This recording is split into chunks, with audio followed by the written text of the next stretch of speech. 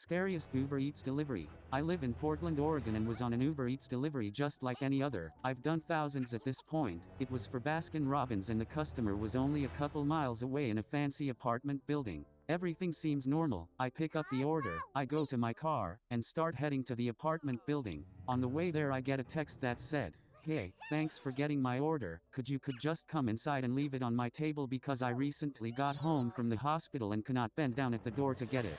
It was a little odd. I've never been asked to come inside someone's place before, but without thinking about it too much, I texted back saying sure thing, I'll be there soon. I get another text saying my apartment is unlocked, I'll be 10 feet inside waiting. Right after reading that text, I got a chill because who the fuck says I'll be 10 feet inside the apartment to the delivery guy? I get to the building and it was one of those fancy ones with the keypad entry. I was told in the app to look for Zachary Winstrom but wasn't able to find it. I was only able to find Zachary Warner. That name was also the one for the right apartment number, 220. I called the unit on the keypad and someone picked up but didn't let me in. It was kind of weird. Most of the time people are eager to get their food so they let you in quickly. The fact that the name didn't match the order was kind of alarming too, because who misspells, or gives a wrong, last name, especially when you need to look them up on a keypad? The unit 220 that made the alleged Uber order isn't letting me in the building. Even after I called and texted them on the app, someone opened the door to the building and let me in.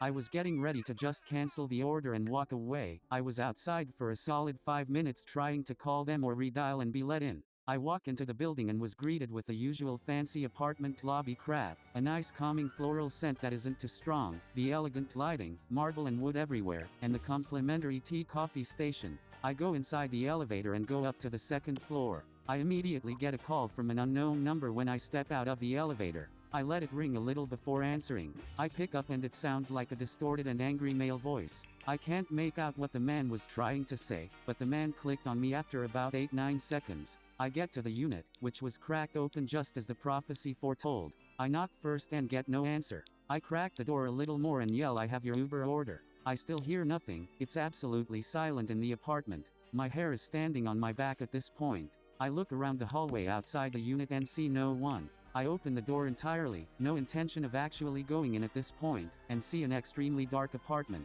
I could just barely make out silhouettes of furniture and pictures on the wall. I shine my phone light in there and see a shadow of someone. They were behind the wall that borders the kitchen, which was to the immediate left of you as you enter the apartment. I yell "fuck this shit," and dropped the order at the door, which spilled all over, and ran the fuck out of the building. The shadow could have been a mannequin or a man. I didn't stick around long enough to find out. I'm 6 feet tall, and about 185. I also had a large knife and powerful taser on me, but wasn't going to risk it.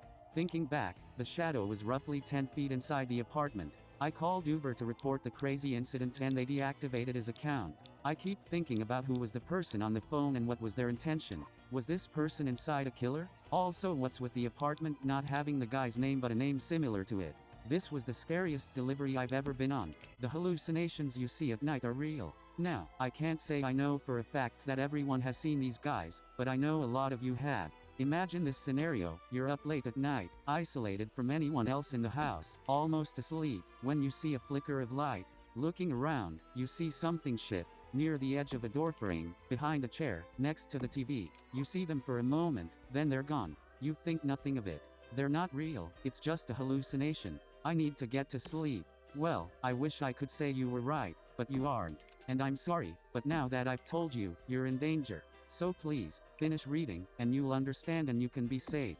Essentially, as far as I can tell, these creatures are inside another reality, an echo of our own, with the same objects and buildings and stores and whatever else, but no us. There's nothing living there, except them. They're mostly dormant, explorers, not predators or prey. Sometimes they get hungry, though, and then people disappear. That's why it always happens to people who are conspiracy theorists and believe aliens are real and whatnot. They attack the people who know about them, to protect themselves. No, it's not UFOs or aliens or government cover-ups. The shadow people got hungry. And here's the most important part: they are always around you. You may only see them during the night, but that's because you're tired, and when you're tired, your eyes and brain work differently. You process things slower and you get into a distorted mindset where your memory seems to work differently, which is why they don't get erased from your memory. The only way to be safe is to stay around others, so go back to family or friends or something. Anywhere you aren't isolated is the best place to be. I'm sorry for putting you in danger, but I had to make sure someone else knew, because right now, I can see the shadows shifting in the edges of my view. The porch light. This story is placed yet again, at my friend Jack's house. We are certain that place is haunted. Anyways, we were about to head up to bed when Jack's dog started barking. It's pitch black downstairs, so we agree to go down together. We get downstairs and see that she just wanted to go outside and take a shit. So Jack and I move towards the door and turn on the room light so that it wasn't so dark. Jack goes to open the door when his mom calls him upstairs. He tells me to watch his dog so that she doesn't try to run off. I greatly protested him leaving me alone. So there I am about 2 minutes later on the back porch alone, watching my friend's dog take a shit. I greatly hate the dark, by the way, and it is very dark outside. So, before I came out I turned the porch light on, but the thing about the light is that the switch for it is inside. So as I stand there waiting for Snowflake, Jack's dog, the light for the porch shut off. I was scared as fuck. Snowflake comes running back towards the porch. I throw open the door and let in Snowflake, and close it as fast as possible. I then turn and realize that the room light is now off as well. I panic and sprint for the light, which is across the room. I miss the switch, run into the wall, fall over, stumble back up, flip on the switch, and see that absolute nothing strange had happened. So instinctively I blame Jack for turning off the lights, and then I see that the porch light switch had also been turned off, but Jack couldn't have gotten to that switch without me seeing because his back door is glass. Then Jack comes back downstairs and I instantly question him, but he says that he was just up helping his mom put his sister down for bed. I still don't get how all of the lights had been manually turned off. From that point on I still get a gross feeling about his back door and what could be out there or inside with us. The porch light. This story is placed yet again, at my friend Jack's house. We are certain that place is haunted. Anyways, we were about to head up to bed when Jack's dog started barking. It's pitch black downstairs, so we agree to go down together. We get downstairs and see that she just wanted to go outside and take a shit. So Jack and I move towards the door and turn on the room light so that it wasn't so dark. Jack goes to open the door when his mom calls him upstairs. He tells me to watch his dog so that she doesn't try to run off. I greatly protested him leaving me alone. So there I am about 2 minutes later on the back porch alone, watching my friend's dog take a shit.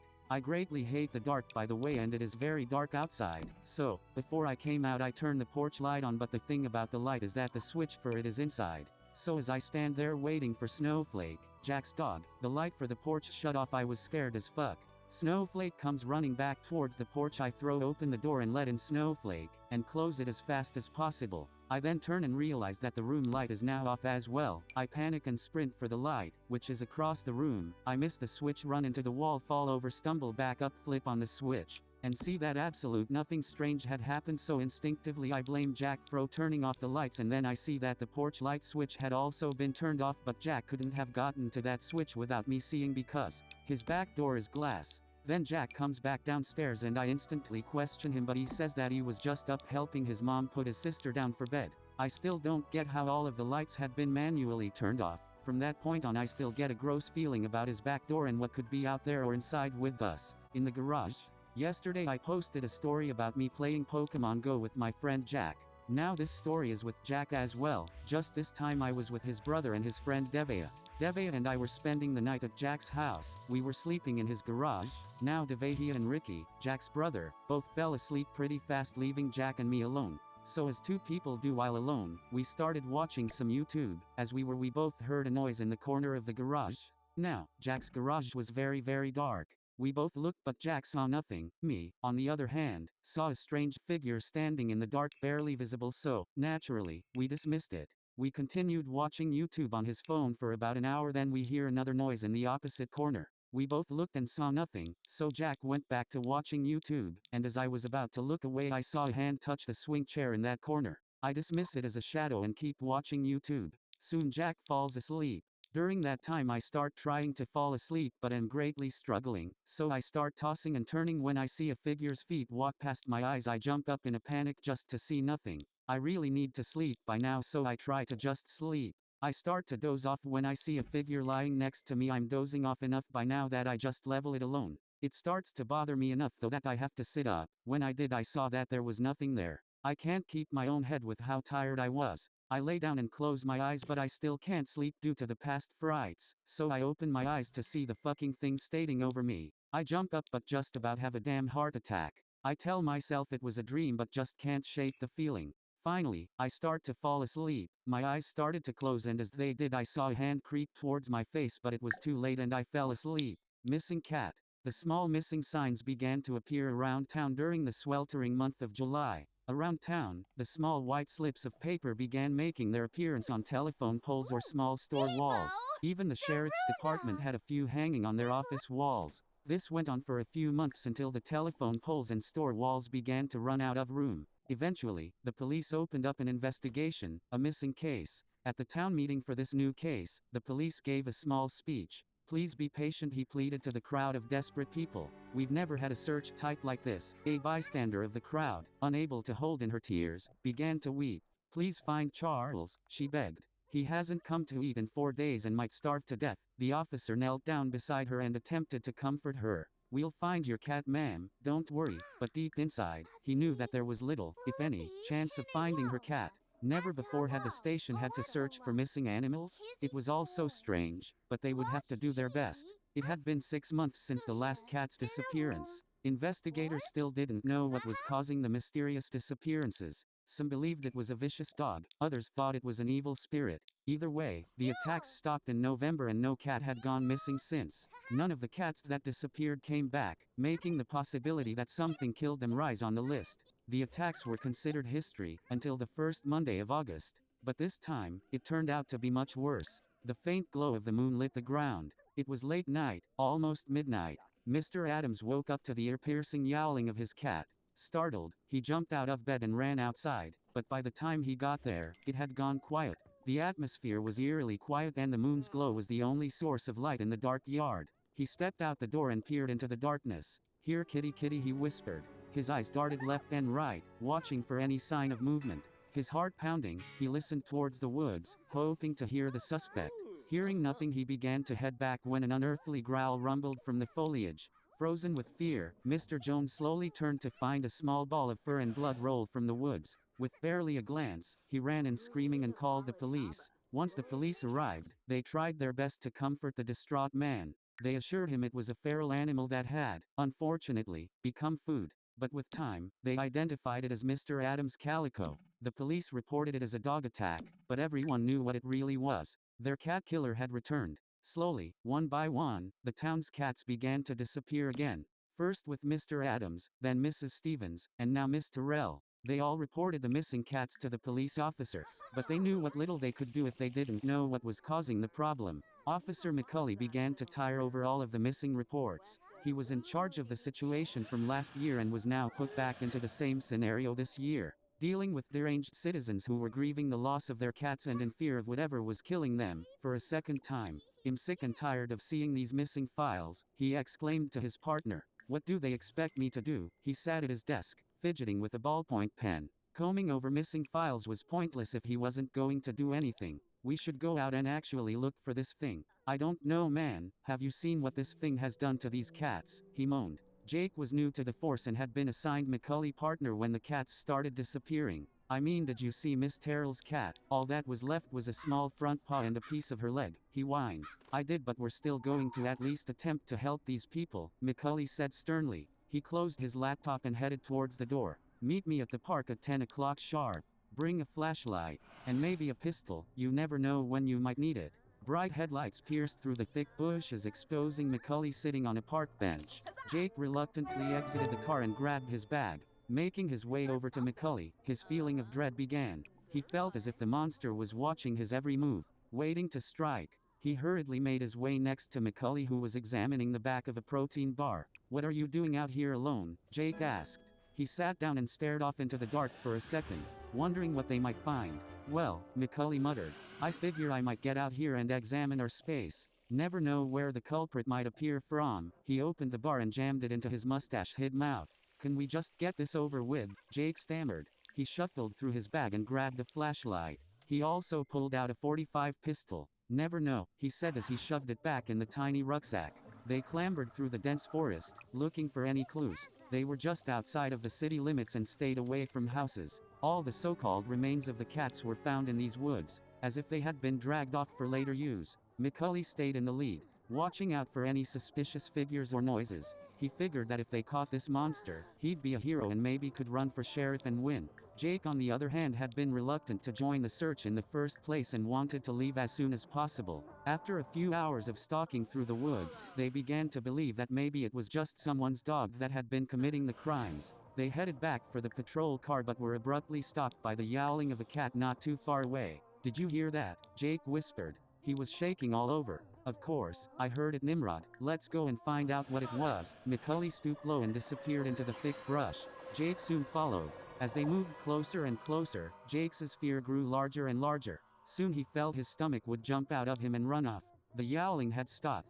Now there was complete and utter silence. He began hearing things, squishing sounds like a large ball of parts rolling around. He felt that if they continued on with this, he would lose his sanity. Soon, they reached the source of the commotion. The only source of light was the small sliver of moon peeking from behind the clouds. As they neared closer to the yard, their sanity began to wane. The ground was covered in blood. Guts and pieces lay strewn out on the lawn. "Lord have mercy, what is this?" Jake screamed. He curled into a ball on the ground and began to weep. McCully crept towards the scene. He knelt down and stared deeply into the mess. What monster could have done this? He questioned. He pulled out his camera and started to take a photo when a figure from the bushes caught his attention. When he saw it, he screamed. It's hard to describe really what it was because it had no definite form. It was a big glob. From it protruded pieces of every cat it had devoured. The paws of Mittens formed what seemed to be makeshift legs. The eyes of every cat sat in front, watching him. Patches of fur emerged from the big blob of guts and blood that made it whole.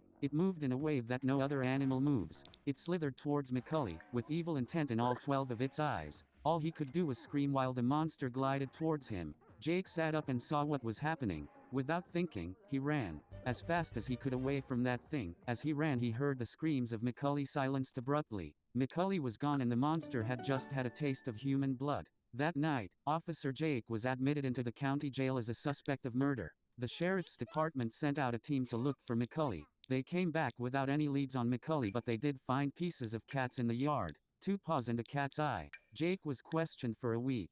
Eventually, he was released and went back to his normal duties as officer. Head officer now that McCully was gone. Some believed that Jake did murder McCully to get the head officer job. But Jake knew, no one could just suck someone up like that. It was that thing, the one that had been murdering all the cats. It got tired of cat food and went for humans. And Jake knew that when he heard the slithering sound of something that couldn't be human, it was hungry again. Peeking out the window, he saw its gelatinous form. It now had 15 eyes, 2 of them larger than the others. Creepy mother. I don't know if you'd consider it scary, but it was definitely creepy. When I was younger, I had this friend. Her mother wouldn't allow her to go inside my house nor sleep over. I thought it was weird but shook it off every time I had a sleepover at her house. Her mother would always be present. We couldn't even talk because her mother had to be in the same room as us. I didn't think it was that weird until this one particular sleepover. It was my friend, me, and one other girl. Her brother was also having a sleepover that night with one of his friends. We were just playing video games, her mother watching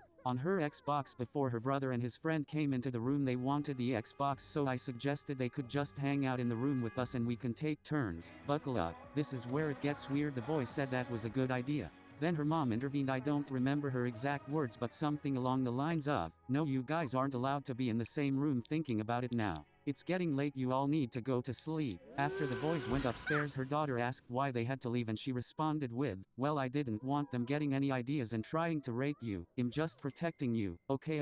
I was in 4th grade and the boys were in 5th. I was weirded out by the fact she would say something like that about her own son. We didn't say anything but instead followed her instructions and started laying out pillows and blankets to go to sleep with. Her mother said that she would sit in the room until we fell asleep, then she would leave. It was the middle of the night when I woke up having to use the restroom. I stayed in position but just barely opened my eyes. I was comfy. I was met with her mother sitting on the couch right by us, watching us sleep. No phone, just a lamp on. I was freaked out and didn't want her to know I was awake, so I subtly rubbed my eyes and adjusted my position like people do in their sleep. I felt her eyes on me the entire time until I fell asleep. Let's just say I haven't been over there in a while. I met a child that has a demon attached to it. So I met a child that's attached to a demon, or rather the demon is attached to the child. Scary shit.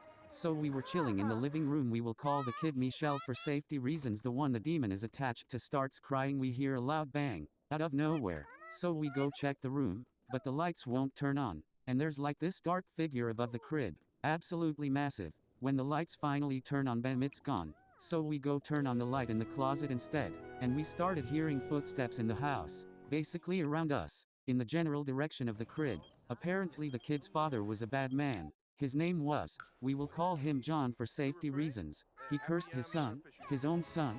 Apparently, it's happened before, but it was on the baby monitor. They saw a dark figure in the corner of the room. We saged the house. Obviously it didn't help much, because the demon is attached to the child. Therefore the child is technically the starting place. This was last night. At first, I thought it was a person, so I grabbed the Glock 17, but it was indeed not a person. Some freaky shit. It whispered to me. The weird thing was it said my name instead of my nickname. Everyone in that house calls me Snow. Half of them don't know my name. But how did he know? Anyways, I'm back home. But yeah, freaky shit. Also it was me, and 3 others who saw it, Snow, eating humans. A guy who I met through a friend told me that cannibalism could get you popular. I was very well confused, to say the least. He'd said it out of the blue while smiling and running his fingers through his hair. My friend came and she'd changed the subject. It didn't end there though. About 2 weeks later, summer had started and I saw him at the park while walking my dog, Cosmo, and he then started shouting my name and I turned around. We started walking and talking and I genuinely forgot about the cannibalism thing until he started describing how to eat a human. I literally was so freaked out. He started to say the yummiest part of a human to eat. I was so scared, like I told him some stupid excuse and ran away. The next afternoon he'd somehow had my number and was calling me. I literally phoned my friend and told her. He continuously called me and I blocked his number. He called me from different numbers every single day. He sent so many fucking terrifying messages. He gave this one compliment to me that I'll never forget. You look so damn edible. Oh god, he's calling now. What the fuck should I do? There's something in my house or I'm losing it. This is not really a story, is more of an explanation. I live with my family of 3 and I've always kept to myself. I just got done with a long relationship and it's been hard to deal with, but since I'm a crystal person it's been helping out. I haven't really been really stressed, but lately I keep seeing things from the corner of my eye. I usually am doing a hobby or I'm looking at my phone, but something is always happening in the corner of my eye. It started with small things like stuff falling in the corner of my eye, but then when I looked nothing had fallen. Then it switched to things like people walking past the hallway or people coming up and down the stairs. Lately though my door just opens by itself with no breeze and no windows open. I showed my friend who I was on FT with that I closed the door and while I was talking it opened on its own. No one seems to notice but me, so I'm not sure if I'm going crazy or there's something in my house. What is this creature? This story happened to me when I was in the Philippines living with my relatives. One night I had to get up to use the bathroom until I saw a dark green creature with big ears, naked and had long arms. The creature kept on laughing. I thought it was a prank, so I just went back to bed. Next day my cousin, I will call Matt, had gotten sick. His lips turned purple and there were pink spots on his eyes. Matt is better now, but I don't know if the creature made Matt sick. Skinwalker. So one night me, my boyfriend and his friends were out driving around out in the country, very far out in the country. And we saw a dog in the road, so we stopped, and my boyfriend's dog had just died, so he was looking for a new one, so we picked it up. It didn't look like it had a home, so we took it home and we left it outside that night in the backyard. But the next day I was home alone and I let the dog in 'cause it was hot outside, but I forgot to put it back out and it was in my room, so I bought it food and water and it started hitting its head on the ground and the water bowl and making a very uncomfortable noise. And it flipped over the water bowl, and so it freaked me out 'cause it wouldn't stop hitting its head on stuff, so I went to run out of the room and I shut the door behind me and all I hear is banging, like someone is trying to break the door down, and I just see the whole door moving. It looked like the door was going to come off, so I ran outside and called my boyfriend to come get it, so him and his friends came, and when they got there the dog was gone, the door and the windows were shut, the shadow and the doll. Okay, this happened after 12 a.m. I do not know if you are going to believe me, but this really happened. I was outside, and I was going to take something from the yard. I forgot it there, and I needed it. I had a flashlight in my hand, and I don't know what was on my mind, but I pointed the light at the gate, and I saw a black shadow. Its face was white, and it had black eyes. In its hand it had a doll's head. Oh my god, I sat there and looked at it for like a minute or something. I was terrified. My heart was pounding so fast. When I recovered in my feelings, I ran as fast as I could back in my room. I locked the door really quick. That was one of the most terrifying and traumatic thing that happened to me. Now, I never go outside alone. Rules you follow if you're home alone. 1. You should keep the lights on. It usually helps if you think something's in the house. 2. Keep music on, so if you think you hear something, it's easier to convince yourself it was just the music. 3. Keep the doors closed, that way if something is in another room they can't see you.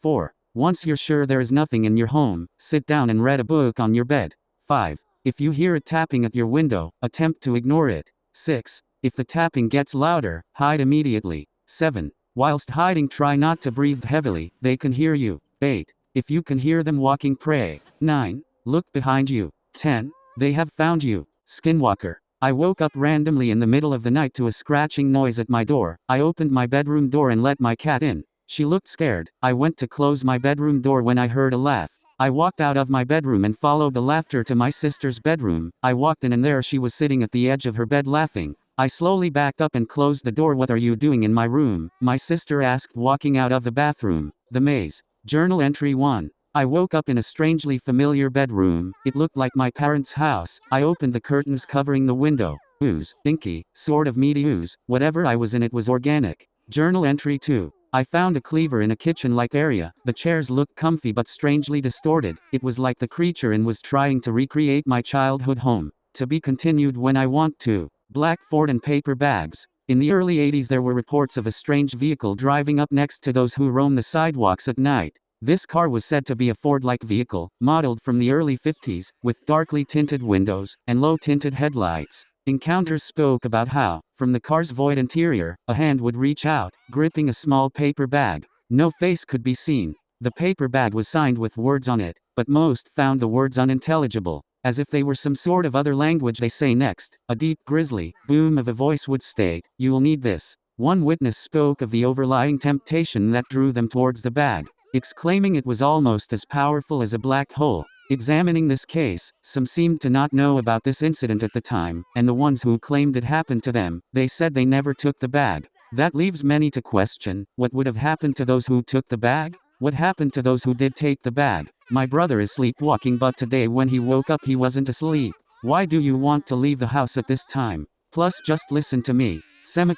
Why? Plus I want you to see how beautiful the moon is today. I was wandering asleep for a while and when I woke up in my room its light impressed me. I followed him even without knowing what was happening. It was the middle of the night and he had woken me up. He was acting strange. My brother had never acted that way. From time to time I would find him wandering at night in the corridors of the house, but that was because of his sleepiness. I put on some shoes and a coat and went out with the one from the university apartment complex. When I got out I was awake enough to realize that the moon was actually covering it with clouds and that it was a dark night. I turned to reproach him for why I had woken up in the middle of the night and taken out of the apartment, but, when I turned around I saw my brother trembling. He put his hands on my shoulders and with a voice trembling with fear he told me, "Plus Shara, today I was sleeping peacefully in my bed. When I woke up to have a glass of water there was someone in the kitchen. The monster under my bed. When I was like 7, my dad took my older brother who was like 10 to get dinner. My dad told me and my sister to clean under our beds. We shared a bedroom. My sister that was 9 was joking about what happened at school that last week. She lifted up her bed so I could get under it.